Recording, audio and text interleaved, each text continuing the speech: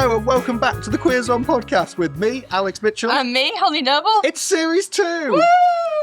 We had to rehearse that on multiple occasions. Thanks for coming back for another series, coming back to listen again. It's really exciting. We've got a really exciting series ahead of us with lots of fantastic new guests and new segments and new games. It's going to be really cool. And for our first episode, we're joined by an incredible comedian. Please welcome to the podcast, Harry Ford. Welcome to the show. Hello, thank you very much for having me. Thank you for coming.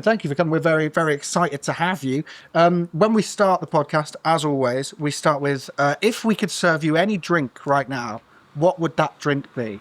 Because no podcast has ever had that format point before. No, they have not. I would say I'm increasingly a red wine man. I'm not going to lie. This is the year I've given up on beer entirely. Because I sort of have to fit 2026. 2026, yeah. Okay, so is that a New Year's resolution for you? No, I was just sort of too lazy and non-committal to do it last year, so I've kind of just rolled over. But the problem is, right, I like to try and conform with society, so I'm always out with people who drink beer. So I go, yeah, go on, I'll have a beer. I don't like beer, and an hour after drinking beer, I will have a tummy ache every single time. Every time. Every time. So I've just gone, you know what, I don't care anymore, I'm not doing it. So yeah, red wine. Okay, nice. I like it. Like a particular type of red wine. Also, actually, what I've got to say is you said I'm too lazy and uncommittal to quit beer. This seems like the weirdest version of dry January I've ever heard. Yeah. I'm sticking solely to red wine this year. Don't worry, I'm fine.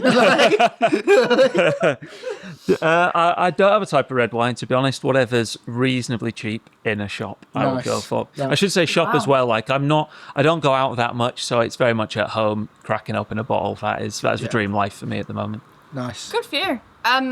In the fridge? Put it in the fridge? Oh god, this is already going very, very middle class. So one He's of the got a wine cooler. He's got a wine cooler. Yeah, we bought a house last year and it did come with a wine fridge, and honestly, it's the greatest thing that's ever happened to me in my life so far. So you do put it in the wine. Yeah, but not like too chilled. So yeah, because I like red wine chilled. Yeah, but it can't be too cold. If you get a cheaper red wine and then put it in the fridge, it's nicer.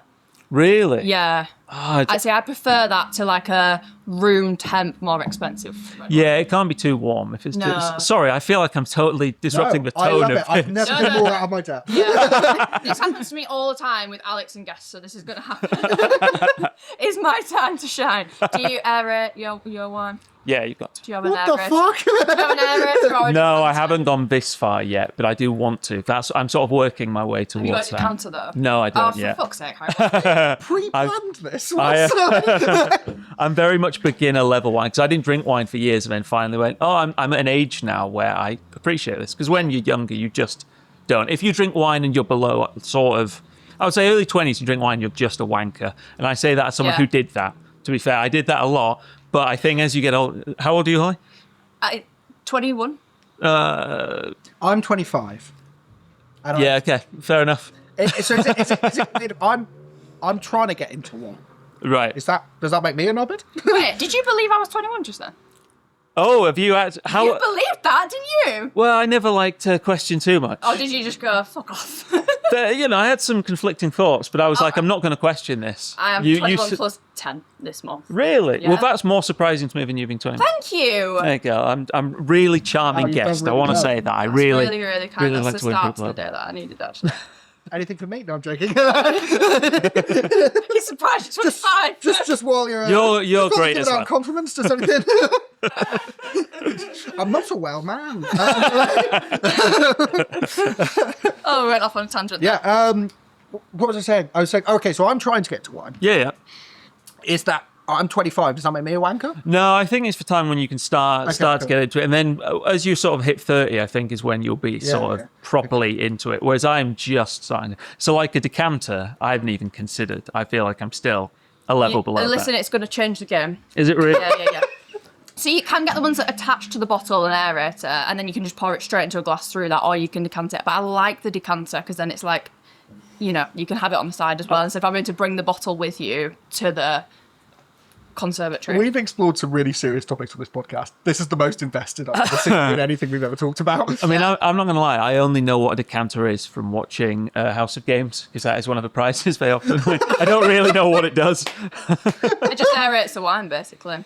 And when you say aerate, Yeah, so basically air gets into the wine. And because when it's in the bottle, obviously it doesn't have air to it. Because when it has air to it, it can then go off. So in the bottle, it hasn't got any. And then when it comes out, that's when you aerate it. And something happens. I'm not that clued up on what happens, but it makes it good. Wow. This is exactly why I came here, to learn this sort of thing. I'm very happy right now. Don't tell people that this is what I'm like in real life. I mean, Belle, listen. Yeah. Can we put this? So Holly did a whole year sober last year. Oh my god, yes, I did. Which is amazing. Well done. Thank you. Are you continuing the sobriety No. this year? No. I was going to say, I'm so sorry for just immediately talking no, about no, no. alcohol. I so very nearly bought a can for you to crack open on Yeah. the podcast today. I I'm thought. getting married this year. So, wow, congratulations. Yeah, thank you very much. So basically, the thought process was last year, I was like, I'm going to test myself. Like, I'm turning 30, and I test myself, see if I can actually quit. What are you laughing at? The fact you went, I'm getting married, so last year I thought I'll really try and test myself. Yeah. So I'm ready for the test of Yeah, marriage. yeah. The test the of rest of my life. eternal life. I just thought this year there's going to be lots of celebrations, lots of drinking. So, prepare my liver last year. And honestly, didn't miss it one bit. Genuinely didn't. Found loads of lovely alcohol alternatives. And then I had a drink on New Year's Day, and it was awful. Really? Honestly, yeah. What Oh, was the really drink? awful. though? Red wine. Oh, okay. And I literally I was took hoping it would mouthful. be like you were just going to state something crazy. Special brew. Especially, Lambrini. I took oh god. I took that's what we call toilet cleaner in our house. We Again, the most middle class thing I've ever heard in my life. I took a sip, and honestly, I was like, yeah. I mean, to be fair, Really? considering I've started this by just talking about alcohol, I also don't drink very often. And I reckon I could right now stop and never have a drink again. And Yeah. I don't think it'd bother me that much, because No. it's just like, I don't know, like, you drink, presumably. Oh, like, heavily. Have you seen him? I'm not a well man. do you like genuinely enjoy like the taste and the kind of, because it's the yeah, feeling, I do. it's the feeling, isn't it? Oh no. No. Really? It depends on the. So I like you. I've never been much of a beer drinker until more recently, where I started to. I love an IPA now because I'm a big boy. This is a 25. You've tipped over. Yeah. But I very much enjoy I enjoy a good rum. I also love a vodka lime soda because I'm gay. Still a child. It's just like but in the industry we're in, we're always surrounded by booze anyway. So I think I had to be very conscious when I first started, because when I first started, I was like, definitely at least 1 pint before I go on stage, and then it'd be like top straight, and then it'd be one after, and then drive home because that's safe. So it's like it's kind of that. You have to be very conscious of it, and I think times have definitely changed, but there are still people, I would say elder statesmen in the industry, who I've gigged with more recently, who they love a drink, they love, and it's like, every gig they do, and these people are doing 4 or 5 gigs a week, so you do have to be more sort of conscious of it. But I get what you mean about the feeling. I guess I like that, but there's always a sweet spot with the feeling, isn't there, when you're Absolutely. just drunk enough. And then one more way, you're like, that's the worst feeling in the world. So it's just trying to find a Tipsy. Yeah, and I'm Tipsy getting is the better at best. getting to that point and just leave it at that. Yeah. And just having a Good for lovely you. time. Nice. So, which is good. Which I hadn't previously been able to do, like when you go out on nights out and stuff. And I think because being able to go on nights out is so rare when you do the job we do. Yeah. That it's like when you do, you're like, we're going big. And then 10 minutes in, you're like, oh, I wish I was in bed. Like, I wish there's so many other things I could be doing with my Saturday night. Are you going to be drunk at the hen do? Yeah, probably. Yeah. I love a hen do, love a wedding.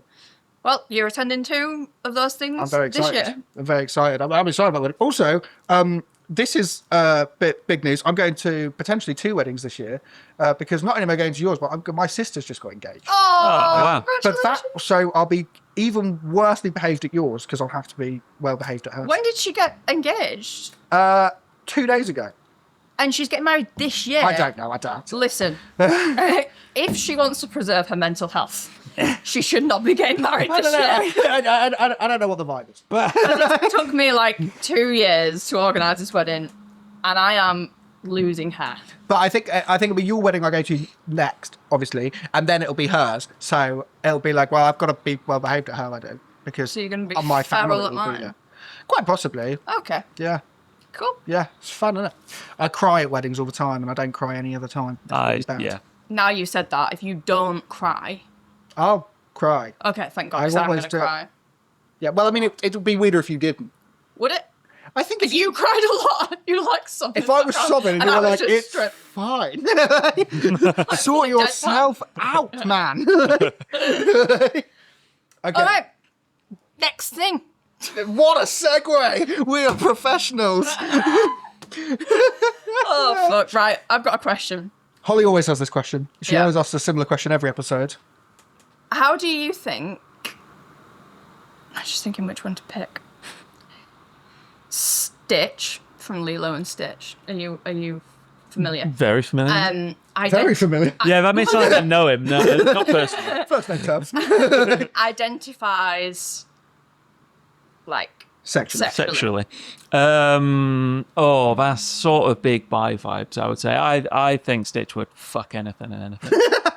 That would be my, they didn't include that in the film, but I think in the deleted scenes, I think he really went into that. Yeah. Well, they're making a live action remake of this. It's going to be. Yeah, that's going to be different. Yeah. Yeah, it's 18 rated. No, I think, he's a man of the world, he's a man of the universe. Is Stitch a he? I think technically, I don't know if he has really a good point. gender, actually. Maybe sort of I demisexual. always thought of Stitch as he. I think so. Maybe we're assuming. I don't know. I've not thought about Stitch's gender or sexuality this much. It would but be weird if you had. yes, Yeah. Now you've pointed that out. I regret saying that, but Yeah, yes, yeah. you are right. No, I'm saying big bi vibes on Stitch. Okay. What I find really interesting about this part is that very few people ever say it straight.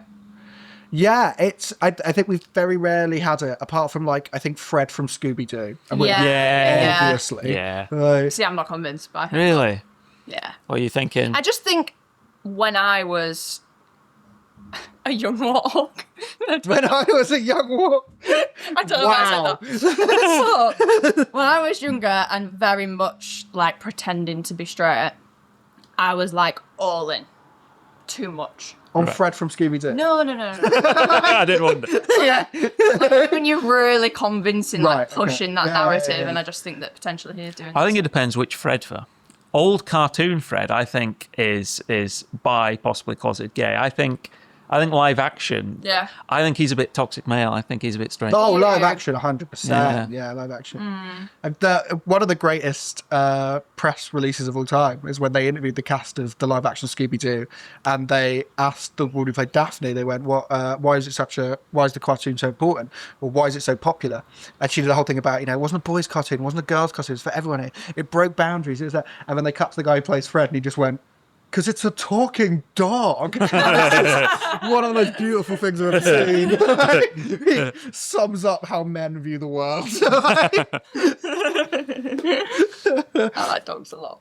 Okay, so that's a wonderful, great segue. We want to talk about a new section we've got called Gay Rage. We want to know what right now is annoying you, winding you up, driving you insane, driving you up the wall, and this is your opportunity to vent at us. Oh man, Driving you crazy right now. So this is sort of an older thing, but I feel like I've never discussed this publicly, and I feel like this. Fantastic. We got an exclusive, baby. Yeah, content. this is the best place. So I should say, right, I've never been on any kind of LGBTQ plus podcast, never any events, media, anything. So this is the first time I've ever done anything like this, which is congrats. super exciting. But the reason is, right, so when I was a younger stand-up, and I just started when I was 23, 24, I remember talking to an older straight male comic who I will tell you who it is after, but I will not name and shame. I'm gonna guess who it is. But I remember when I sort of said I was. It's Al Stevenson, isn't it? Famously straight. It is. It's that toxic straight male Al Stevenson. But I remember when I sort of said I was bi, and this was not long after I'd sort of come out and things like that. They basically told me you shouldn't do LGBTQ plus stuff as a I know who comic. you're talking about already. Immediately. Don't apply for the gigs, don't do anything like this. And for years I didn't, because I genuinely felt I don't know, some sort of inner shame, something like that. So I never did anything relating to LGBTQ plus stuff. And then eventually I was actually, fuck that person, I am me. But I do want to rage about that, because that cost me years of friendships and support and community and all that stuff. So absolutely fuck that person, who I will name after the podcast. But still, quite scared of to do it. No. I have definitely been in a similar, as also a bisexual person, I've very much been in that similar boat where people are like, you don't, well, it's like already the world is telling you don't fit in with either. You have to pick a side. Exactly. And then when that's been reinforced by people who you respect or admire or work with, let's not say we respect all of them, because some comedians are musical comedians and we don't respect those guys. No, I'm joking. But that's when it comes from someone you respect and admire. That's when it's like more, because it feels like genuine advice. Yeah, actually, totally. It's not good advice. It's shite advice, but they've made it appear to be genuine, and that's just nasty. It's tough when you start out, because how old were you guys when you started out in comedy? 22? I was 28. 21. Because I think I was probably about 20, 22, 23, I think, when I started. And comedy is one of those things, I suppose, like a lot of arts. You do meet like older people, and you become friends with people who you wouldn't really have met and hung out with, who have had like tons more life experience, tons more knowledge. Yeah. And it is pretty valuable for them to, actually be decent mentors. And most of them are, I should say that. Like most people in comedy are really nice. Loads of people are supportive. Loads of older comics are supportive of young comics. But there are some who are fucking dicks about it. And, and they should have given you some better advice when you were younger. And that's an example, I think it's very rare you find that elder statesman who will take under their wing. Yeah. And I think we all end up having one eventually, and that's the one you're like, okay, that's the person who really sort of pushed me through and really helped me out. And it's great when you've got that. It is great, but it takes a while to have that, and you have to get through the scum at the top of the drink to get to the actual good bit. That's beautiful, man. Yeah. Well, it's what it is, isn't it? There's a lot of dicks. What was their reasoning for that? Or did they not? Was that just advice? Full stop. Yeah, I don't know. To be honest, I think they probably had some kind of bi curiosity, but because they hadn't done that, they sort of thought, well, everyone should be like me. I don't know who you're talking about. Oh, okay, interesting. We'll share notes at the end. Yeah, unless this is brand new information. The fact there's multiple of them doesn't surprise me at all. But. Yeah, there is, isn't there? There's always multiple of these. Well, that was going to be my next question: was are they queer? Are they LGBTQ? But obviously, no. Well, sure. I think they would call themselves straight. However, I also think. You always have questions on certain people, So I'm not sure. I might be totally barking up the wrong tree, but that was the impression I got. Was the reasoning was don't it's so LGBT weird stuff. Like it's so weird. And I don't think that's something that's just exclusive to the stand-up industry, entertainment as a whole. But also, I think outside of entertainment, there's loads of sectors where it's like, if you're bisexual. Don't mention it. Don't talk about it. It's just still completely but biracial is still a massive thing, and it is tough because, like you said about you have to sort of pick one side or the other. I think it's a totally valid feeling. I've definitely felt that before. If you just do feel caught in the middle and you sort of you struggle to drift towards anyone. It's a tricky thing. And it's like, especially with that. Again, I don't know about you, I sort of links back to you saying earlier when you go out with your mates, it's like, I'll have a beer. Everyone's having a beer. It's like, for me, I have, very straight laddie friends. I like football, I like rugby, I like cricket, all those things. Which can be a very toxic straight culture. But I also have very queer friends, and the difference in the two is ridiculous. And it would feel like I couldn't possibly drift between the same two in one day. You know what I mean? Like I couldn't go to the football with these people at 3:00 and then go out on a night out with the other, because it would be so much. It's such a big shift. Yeah. Even not just in terms of. Yeah, actually, I guess in terms of how you act. So I think I do act differently. Do you feel you mask with your straight friends? I think I mask with both. Oh, interesting. I do. I think I mask with my straight friends a bit more. Although sometimes now I've got to a point where I'm probably more comfortable with them, where I'm kind of like, can use... there's nothing more intimidating to a straight man than a very camp individual. And so there are times when I can really turn that on. And so that... you know, as well as being funny, that I guess I mask less with them now. I still do a bit, you know, but I mask less than that. But when I'm with my gay friends, it's like, that's when I do feel like I have to unmask more, weirdly. You know, I'm not going to talk about more things. There's more things I'm not interested in. Whereas like my straight mates are, you know, still interested in, oh, are you dating at the minute? Or are you in a relationship with that? They're more interested in that. And so I can talk about my sexuality to a point with them, right? And also a lot of them have seen my stand-up now, which makes it a lot easier. That it's like, you know, I openly talk about a lot of things on stage, like my mental health. I talk a lot about on stage, which I don't talk about necessarily in conversation. But they have come to a lot of my stand-up, so they've learned more about me through that. Whereas my gay friends who have also come to my stand-up probably know more about that side of me and the side of me that I portray on stage than they do about the side of me that isn't on stage, which is the absolute jock I am in real life. Oh, Yeah. what a sickly feeling that was. Yeah, that's why I'm like, with being bisexual, I think it is such a it's still very taboo. It's such a complicated thing, but sexuality is a spectrum. We talk about it all the time, and so it is a complicated one. But I fully get why you're annoyed at that guy, and I'm pissed off with him as well. I don't know who it is. Can't wait to find out who it is. Yeah, I'm excited for that. I just think because we've all had it as well. Like, we've all had it, and it's like it feels like it's not like explicit homophobia or biphobia, but it definitely is. But it's just not explicit. And sometimes I think that's worse than the explicit one. At least when it's explicit, you're like, okay, I know you hate me. That's fine. Yeah. Like when it's implicit, it's like, just tell me you don't like me and tell me you don't like people like me, and then we can move on. But I'm not going to stand on eggshells around you, especially if it's someone I respect and admire. That's when it's really fucking annoying. That's my experience with it anyway. Right, but we've talked about what's making you angry at the minute, and we've vented, and we've thoroughly depressed each other. No, we've therapized each other. What we'd like now is a section we're calling Feeling Pride.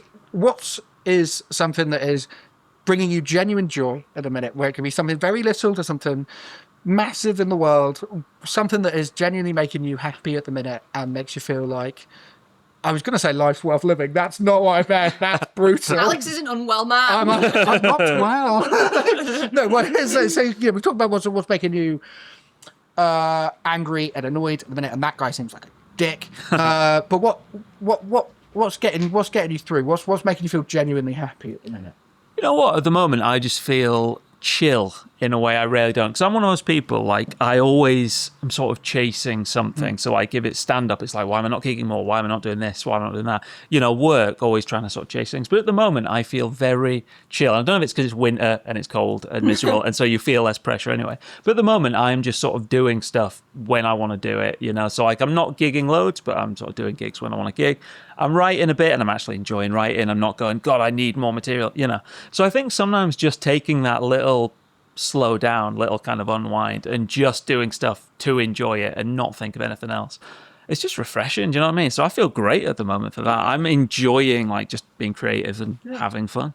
And what's helping you with that? What's getting you to that point where you feel like you can just chill? Is it just a state of mind, or is there active things you've done that have got you there? It's definitely a bit of state of mind, I think. Sometimes I do just have to tell myself, like, it's all the cliches. That's the thing. They are cliches for a reason. And it's like, you know, it's not a race. It's like the beginning of the year. No one's really doing that much, you know? Yeah. So why not spend the early months actually just kind of recharging? So I try and get in that mindset of, if I don't do this thing I was planning to do, it's not the end of the world. I'll get around to it. If I suddenly go, oh, actually, I've got this idea for something to write, let's do it, you know. It's just kind of following your instinct a bit, you know, because I can be a deeply lazy man at times, you know. My sort of natural instinct is to sit and do nothing. But so I still just have to force myself. But, you know, just that kind of healthy balance, I think, sort of really helps me. So it's mental more than anything, I reckon. Yeah. Because we are in an industry where it feels like you can't stop. Exactly. Because like the moment you stop, you're going to start to fall behind, and that's scary, and that's difficult. Especially because we're in an industry as well that is expensive to be in. Like, just all the traveling, having to stay places. Like, it's, you know, it can often feel like if you stop, to get any further, but you have to stop because you've got no money. And it's a really difficult balance between the two.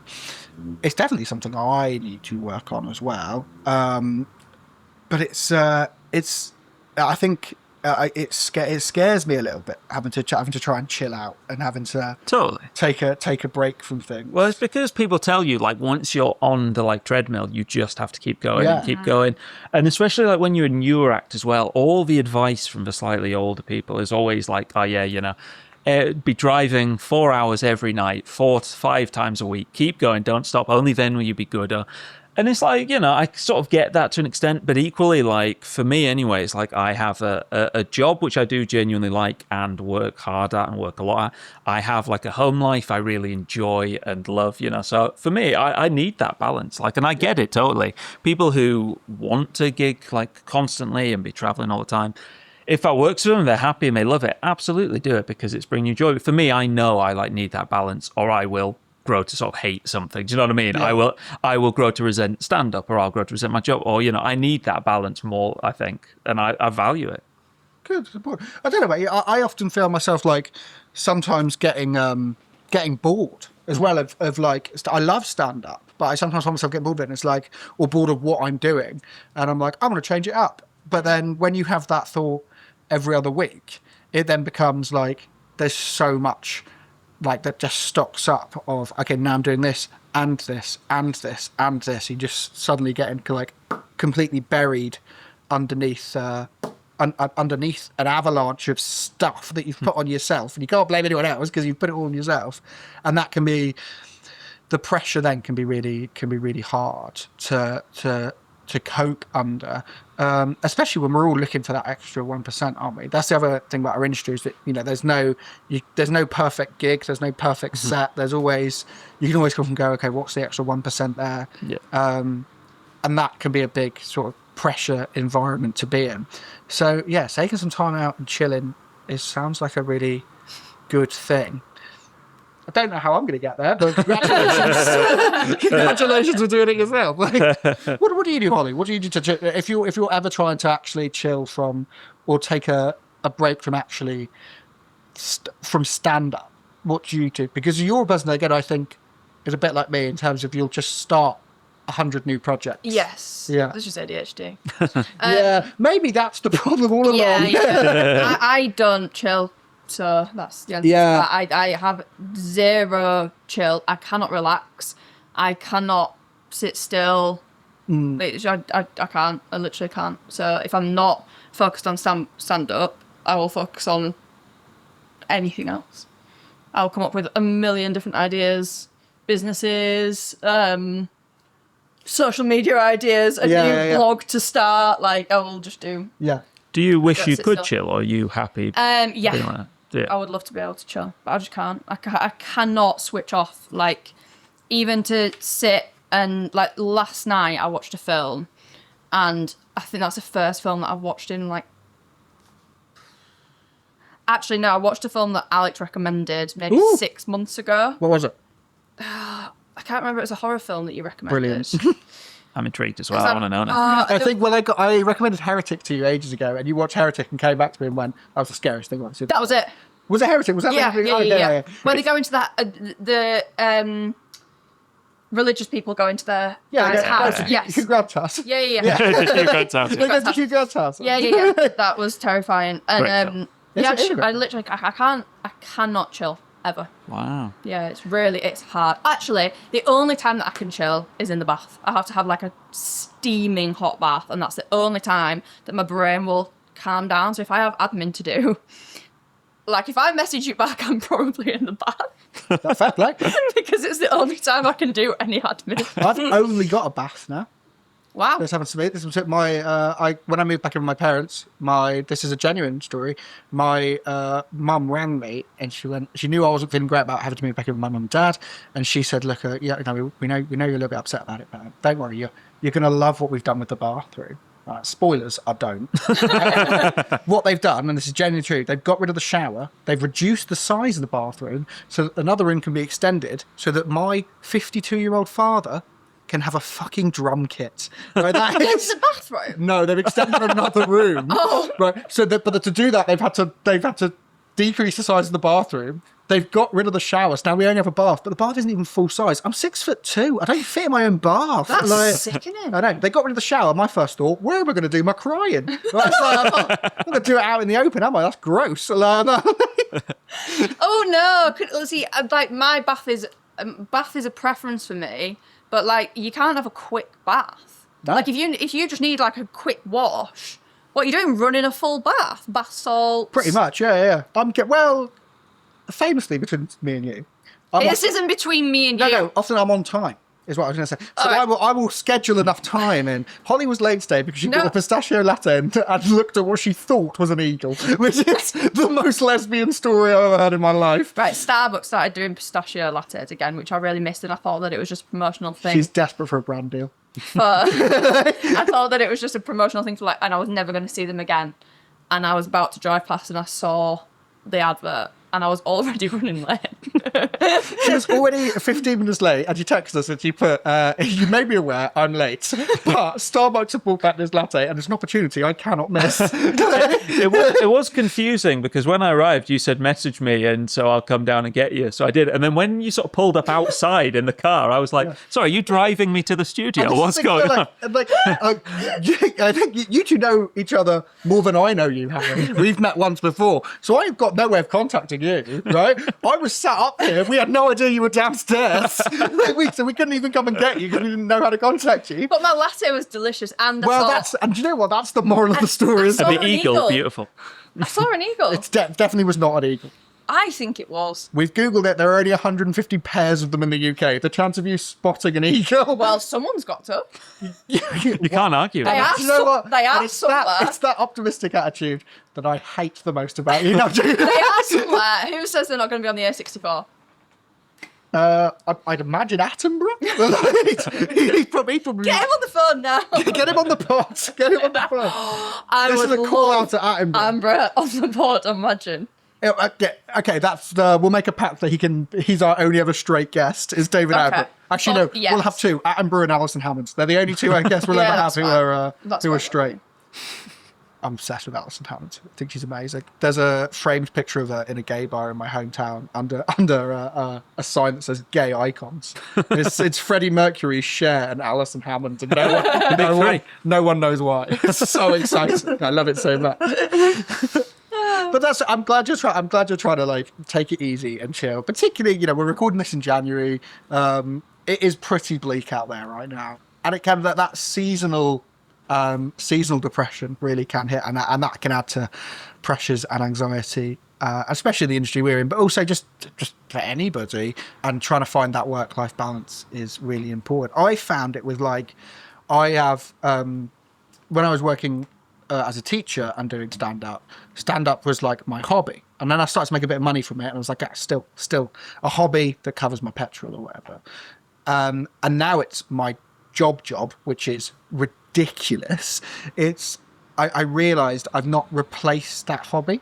I've been doing it full time for like a year and a half now, and I've only just and literally in the last couple of weeks, I've thought to myself, why am I so sad? And it's like, it's because all I do is my job now. And while I love my job, you do still need something else. Yeah, that's a really good point. I never thought about that, but I yeah. have a lot of hobbies.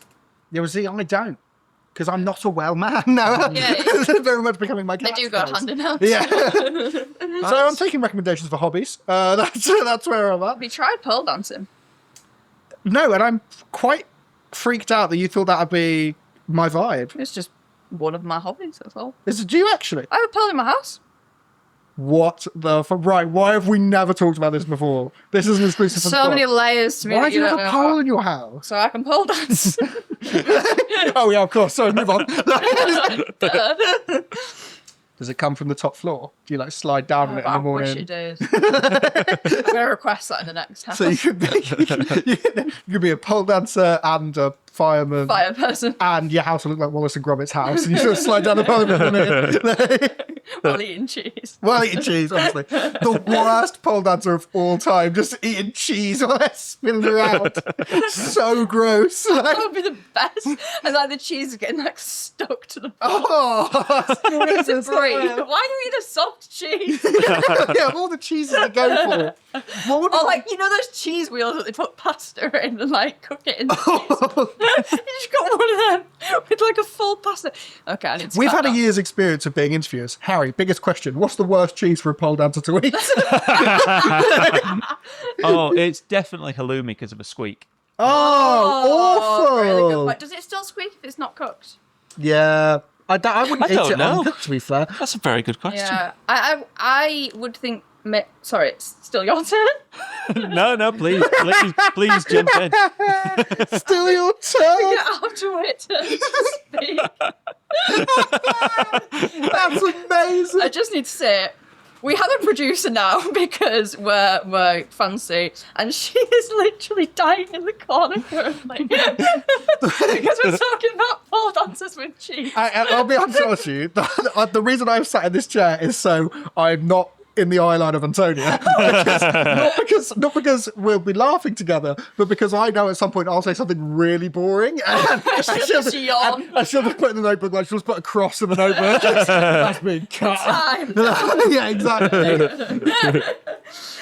Cheese. Halloumi. So you think a halloumi is yeah, that would be a bad cheese because of the squeak. That would be off-putting, I think. I think any cheese on the pole would be off-putting. Yeah, any cheese. I disagree. What's the best? That's the real question. Actually, no, I'm going to change my answer. A baby bell would be difficult because of the unwrapping, I think. You're thinking too much I think you're thinking too much about the pole dancer, No, I think in my opinion. I think the baby bell would be the best because you could sort of unwrap it while you While sit. turning, yeah. Oh, Sync that's- up. Shall I You'd tell be you a like, pole dancer this is secret? art. Shall I tell you a pole dancer secret? I hope it involves baby bells. The pole spins, not the person. What? Yep. So does a baby bell. I mean, The baby bell spins, not you the can wax. spin on the pole, but the majority of the time when you see them spinning, it will be the pole that's spinning, not the person. Really? Correct? Yeah. That is They've fascinating. been cheated all this whole time. That's mad. Yeah, This is like when I found out they moved the holes in golf. Did you know that? What? In golf. So you know when people go to a golf course like every week and you go, what are these boring fuckers doing just playing the same round? They move the holes each time. There is a person whose job it is. They like make a hole and then cover in the other one. So the hole constantly changes each time. Yeah, I mean, thought they're they were just still playing boring. like It's still boring as fuck, but slightly less. Yeah. Mad, isn't it? Have you seen the golf cart girls? No? They're like, This feels wrong already. yeah, I'm gonna cut that bit out. What's the best cheese for a golf cart? Stilton, next question. Hang on, I think we've got a new segment. The best cheese For a pole dancer. for a pole dancer. I'm gonna start eating cheese on my pole to tell you which is the best. But what do you mean which is I the best? hate Like that which is image. the worst? For the pole dancer or for the viewer? I would say for the viewer. What would be the worst cheese for a pole dancer? It's got to be a soft cheese. Yeah, that's because it's going to pretty get good. everywhere. Or something that But- stinks, like a People might- blue. But blue Yeah. isn't as like if you're talking like a really stinky cheese. Like blue Stilton is not the stinkiest cheese. The two times she's got most passionate are wine and cheese. And if that doesn't say about your entire fucking vibe. I love a charcuterie. But I really enjoyed you as well. I initially go with halloumi, and then I think realising, oh God, that kind of puts me a bit out of touch. I'll go baby bell. I'm a man of the people, guys. What are those dip things called? Derrily Duncan. Definitely don't Don't that'd dunk be it, grim. yeah. What's that called? That'd be grim. Yeah, because it gets all of your fingers and it's like a thick, from childhood memory, it's like a thick, like crisp paste. Yeah. Dipping while you spin. And then you put Sorry. Your finger, you put your finger in it afterwards, don't you, to get the rest? No. I've not done that, no. No. I wasn't a Dairy League guy. That was never in my. I was a Lunchables man, unfortunately. Yeah, Lunchables. I did like a Lunchables. Lunchable. Lunchables. That's What crazy. did you have at lunchtime? Just limp sandwiches. Do you remember the smell of lunchboxes, like when you'd open it at lunchtime and it had been sat festering all morning, and you open it and it's just this like and Sweaty all the cheese kids sandwich. in that hall all open their sandwiches at the same time, and it's just like, pfft. How was that at your school that you you played at? Well, I mean, as an adult, when you went into the dining my school room, was kind of. My school was kind of mad, really. We had this. Is this childhood or adulthood school? Oh yeah, I used to be a teacher. Let's put that out there. I was I wasn't when gonna- you just said for school, you were as an That adult. before. I had, yeah, sorry, but I thought you were asking me about when I was a kid at school. So no, well, Both. I want to know both. what I will say is I was part of a generation when I was at school of like we were just post Jamie Oliver, so like never No turkey twizz. had anything like that, right? You never had So, a turkey twizzler? still never had one. Fuck. Um, I wouldn't have one now if I were you. it wasn't on my radar, No. actually. It wasn't something I was considering. Wine, cheese, turkey twizzler on the charcuterie. No, yeah. So the school I went to when I was a kid was we would just post that. So school dinners were still rank. So I was always packed lunches. There would always be like once a month you get excited by something that had got in there. Maybe do you remember choc dips? No. Okay. I'm going to blow your mind. Get them in every corner shop. You still probably can. And it was tiny breadsticks, tiny, and then just a pot of chocolate. Oh. And these were given to children Oh. at 1 p.m. before they had to go back to school for another 2 hours, which is Yeah. insane. I specifically remember, actually, my parents, when they got married, when they had like a wedding reception somewhere very nice, and then they had like a party somewhere else. At the party was at the local rugby club, and for some reason there were loads of choc dips that had been stopped, like obviously for the kids, but there were just loads of them. Me and my sister talk about it regularly because we would have probably had about 15 of these, and we lost our fucking minds. we went absolutely mental. And then there was a bucking bronco, and I'm pretty sure someone threw up on the bucking bronco. It was you. It could have been me. Could have been 7-year-old me. And what makes it even better is I was best man at my parents' wedding, and I was 7, and I had 15 choc dips. What a time! But the school I then taught at, what I will say is everyone now thinks school dinners are a lot better. They're still awful. They're still real bad. And we're still, like, every memory you have of school dinners is exactly the same. We're still talking mashed potato out of ice cream scoops, and that still freaks me out to this day. They're still pretty damn grim. Yeah. But, I mean, we used to have to, as teachers, where we always used to have to, they're like, you used to go into the lunch hall with your class for like 20 minutes, and then you can have your lunch. And honestly, all of us would try and find a way to avoid that because it was just the worst. I would have definitely needed noise cancelling headphones. It was in that room. noise. It was the state of the floor. It was because smell. everything gets up. The smell. Like, it was honestly pretty horrific. That was the sensories. worst. That was probably the worst bit about being a teacher. Oh, the kids. Yeah, the kids, I hated all of it. No. Now is I would say every time I post a TikTok now, at least 10 of my former students comment on that TikTok, and I have to spend a good hour just deleting comments because they don't obviously all come up at the same time. So I have to spend an hour just deleting all comments from kids, and I'm like, I taught them when they were in primary, so some of them now are still like 12. And I'm like, absolutely not. I've just made a joke about the Epstein files. You're not going to comment on that. Why? No. What For You page have these kids got? Well, I think they've just found my account. They probably. I don't monitor who follows my. Yeah. Because I'm doing well. No, I'm joking. Visiting you directly. Yeah. So. I've had a really similar thing actually, because I used to work on a kids show called The Dumping Ground. You know, the Tracy Beaker spin-off. Yeah, that was my Did childhood. you? Yeah. When you say work on it, what do you I was a trainee script editor on The Dumping Ground. I script edited one episode of The Dumping Ground, series 8. Holy f***. What's the name of the episode? Go get on iPlayer, watch it now. That's insane. But what's crazy is even being a trainee script editor, there were still like fans of that show who are obviously, you know, sort of 12 and under, who would like follow you and find you on social media. And, you know, this was in the days of Twitter before it became a total kind of hell pit. And suddenly there's like a Dumping Ground fan account following your sort of stand-up account. And you go, these world students should not collide. that is wild. That is crazy. Crazy. Imagine the Reddit pages. That's what I'd be thinking. The Reddits that must be dedicated. Shit.